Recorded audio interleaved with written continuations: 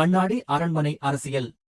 முதலில் சின்ன வாகனத்தில் போய் வந்து கொண்டிருந்தார். ஜன் லோக்பால் மசோதா பற்றி பேசினார். எலக்ட்ரிக் கம்பத்தில் ஏறினார்.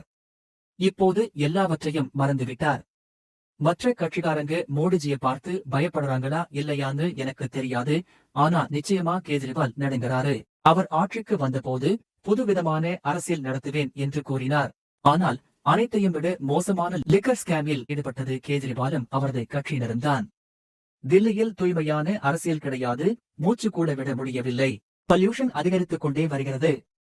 நல்ல குடிநீர் கூட கிடைப்பதில்லை. வேலையும் கிடைக்கவில்லை.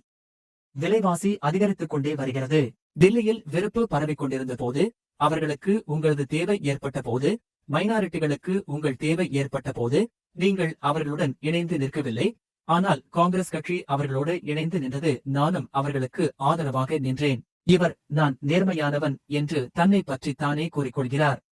அதாவது தனக்குத்தானே சர்டிபிகேட் கொடுத்துக் கொள்கிறார். மக்களிடம் ஐயா நான் நேர்மையானவனா இல்லையா என்று கேட்கவில்லை. தனக்குத்தானே சர்டிபிகேட் கொடுத்துக் கொள்ளும் தேவை யாருக்கு உள்ளது? யார் நேர்மையற்றவரோ அவருக்குத்தான் தேவை ஏற்படும்.